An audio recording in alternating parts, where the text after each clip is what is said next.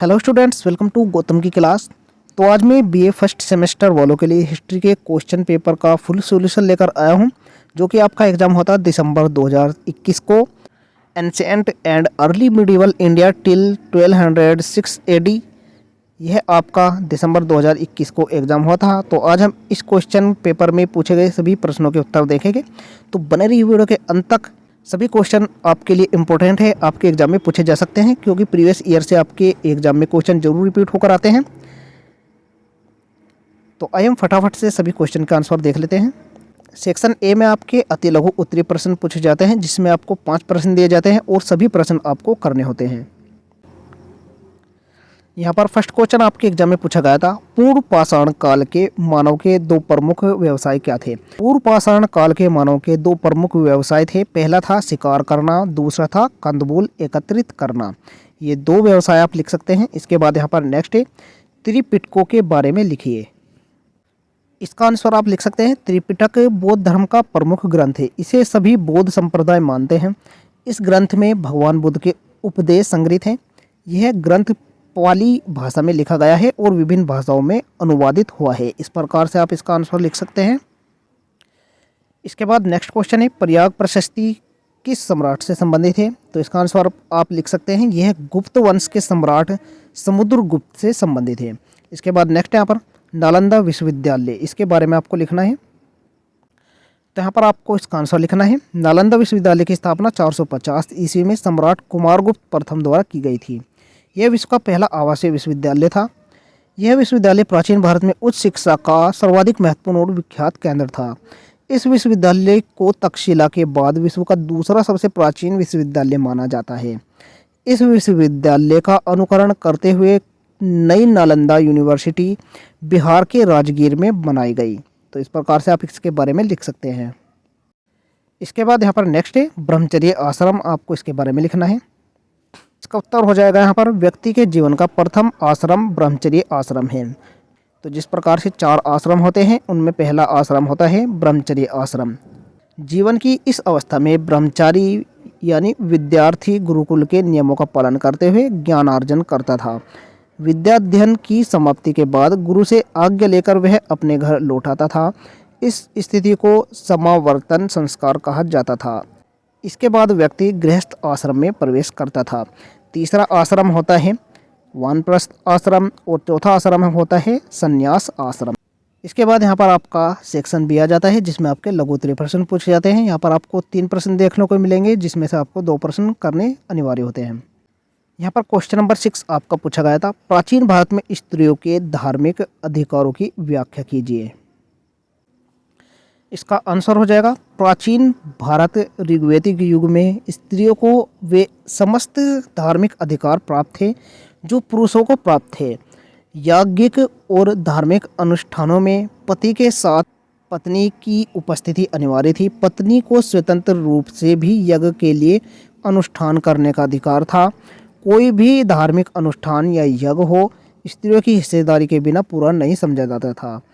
उत्तर वैदिक युग में स्त्रियों की स्थिति में गिरावट आई तथा कन्या का जन्म कष्ट का कारण माना जाने लगा। इसी प्रकार मौर्य काल में स्त्रियों का समाज में मान कम हो गया था। गुप्त काल में स्त्रियों का समाज में बहुत आदर था। धार्मिक उत्सवों में स्त्रियां सक्रिय रूप से हिस्सा लेती थी। इसके बाद यहाँ पर नेक्स्ट है, राजपूतों की विदेशी उत्पत्ति के सिद्धांत पर प्रकाश डालिए। इसका उत्तर हो जाएगा, कर्नल टोड का कथन है कि राजपूतों की उत्पत्ति शक तथा सिथियन जाति से हुई थी, क्योंकि राजपूतों और विदेशी जातियों के गुणों और कार्यों में समानता दिखाई पड़ती है। इनका मत है कि जब शक और यहूदी जातियां भारत में निवास करने लगी तो उन्होंने हिंदू रीति रिवाजों को ग्रहण कर लिया और इस प्रकार राजपूतों की उत्पत्ति हुई। विलियम क्रुक और भंडारकर का मत है कि गुर्जर विदेशी थे जो शिखर जाति के थे। इन्होंने ही हूणों के साथ भारत में प्रवेश किया था। कैंपबेल तथा जैक्सन का कथन है कि राजपूत गुर्जर थे जिनकी उत्पत्ति मध्य एशिया में स्थित खजर कबीले से हुई है। लेकिन यह सिद्धांत प्रामाणिक प्रतीत नहीं होता है, क्योंकि इस बात का कोई उदाहरण नहीं मिलता है, जबकि हूणों के साथ गुर्जरों ने भी भारत पर आक्रमण किया था। इसके अतिरिक्त गुर्जरों और शिखरों की परंपराओं एवं रीति रिवाजों में भी अंतर है।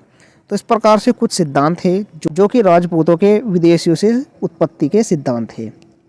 इसके बाद यहाँ पर नेक्स्ट क्वेश्चन है, महमूद गजनवी के भारत पर आक्रमणों के उद्देश्यों की विवेचना कीजिए।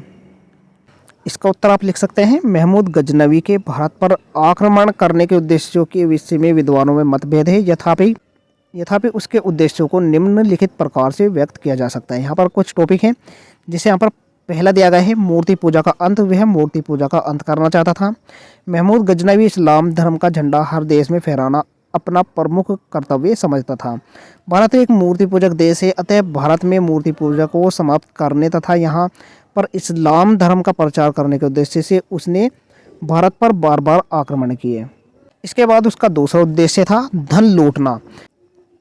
महमूद बचपन में ही भारत की अपार धन संपत्ति के विषय में सुन चुका था, अतः महमूद का भारत पर आक्रमण करने का मुख्य उद्देश्य भारत के विपुल धन को लूटकर गजनी ले जाना था। इसके बाद यहाँ पर तीसरा टॉपिक है, राज्य विस्तार की कामना, यानी वह अपना राज्य भी विस्तार करना चाहता था। कुछ इतिहासकारों ने महमूद गजनवी के आक्रमणों का उद्देश्य भारत में अपने राज्य का विस्तार करना बताया है, किंतु यह सत्य प्रतीत नहीं होता। वह भारत में अपना शासन स्थापित करना नहीं चाहता था, क्योंकि उसके आक्रमणों का लक्ष्य राजधानियां और सुदृढ़ दुर्गों के स्थान पर समृद्ध नगर तथा सोने चांदी से भरपूर मंदिर होते थे। वह दुर्गों पर आक्रमण तभी करता था जब ऐसा करना अनिवार्य होता था। मंदिरों पर आक्रमण करने से उसकी धन प्राप्ति की अभिलाषा पूर्ण होती थी। इसी कारण भारत में उसके अधिकांश आक्रमण उन्हीं नगरों पर हुए जहाँ कोई समृद्ध मंदिर था अथवा जहाँ मंदिरों की अधिकता थी। चौथा कारण है धर्म प्रचार। वह धर्म प्रचार भी करना चाहता था। कुछ इतिहासकारों ने महमूद के आक्रमणों का उद्देश्य इस्लाम धर्म का व्यापक प्रचार करना बताया है। यद्यपि यह बात पूर्ण सत्य है कि उसने भारतीय आक्रमणों के समय जिहाद धर्म युद्ध का नारा लगाया और मंदिरों एवं मूर्तियों को तोड़कर स्वयं को बुत शिकन यानी मूर्ति तोड़ने वाला सिद्ध किया। तो ये कुछ उद्देश्य थे, बाकी इसके बारे में आप पढ़ सकते हैं। ये सभी उद्देश्य थे जो कि महमूद गजनवी के भारत पर आक्रमण करने के प्रमुख उद्देश्य थे। इसके बाद यहाँ पर सेक्शन सी में आपके विस्तृत उत्तरी प्रश्न पूछे जाते हैं। इनमें से आपको 3 प्रश्न करने अनिवार्य होते हैं। आपको यहाँ पर 5 प्रश्न देखने को मिलेंगे, प्रत्येक प्रश्न 15 अंक का होता है। तो यहाँ पर हम सभी क्वेश्चन देख लेते हैं। इन सभी क्वेश्चन की चर्चा हम नेक्स्ट वीडियो में करेंगे। यहाँ पर 9th क्वेश्चन आपका पूछा गया था, भारत में ताम्रपाषाण संस्कृति की प्रमुख विशेषताओं की विवेचना कीजिए। 10 क्वेश्चन है, अशोक के धम्म से आप क्या समझते हैं? अशोक ने धम्म के प्रचार प्रसार के लिए क्या उपाय किए? यह बहुत इंपॉर्टेंट क्वेश्चन है, आपका प्रत्येक वर्ष रिपीट होकर जरूर पूछा जाता है। यहाँ पर नेक्स्ट क्वेश्चन है, कुमारगुप्त फर्स्ट की उपलब्धियों का विश्लेषण कीजिए। इसके बाद नेक्स्ट यहाँ पर प्रतिहार नरेश वत्सराज के राज्यकाल की प्रमुख घटनाओं का वर्णन कीजिए। क्वेश्चन नंबर 13 है यहाँ पर, चाहमान पृथ्वीराज III और मोहम्मद गोरी के मध्य हुए युद्धों का विवरण दीजिए। तो यह आपका 2021 का क्वेश्चन पेपर था। आप देख सकते हैं किस प्रकार से आपके एग्जाम में क्वेश्चन पूछे गए थे। इन्हीं के आधार पर आप अपने एग्जाम की तैयारी कर सकते हैं। प्रीवियस ईयर से भी आपके रिपीट होकर क्वेश्चन एग्जाम में पूछे जाते हैं। आशा करता हूँ आपको यह वीडियो हेल्पफुल लगी होगी। वीडियो पसंद आई तो लाइक जरूर करें, चैनल पर नहीं तो सब्सक्राइब जरूर करें, जिससे आपको हमारी आने वाली न्यू नोटिफिकेशन समय पर मिल सके। मिलते हैं ऐसी न्यू वीडियो के साथ, तब तक के लिए बाय बाय, टेक केयर।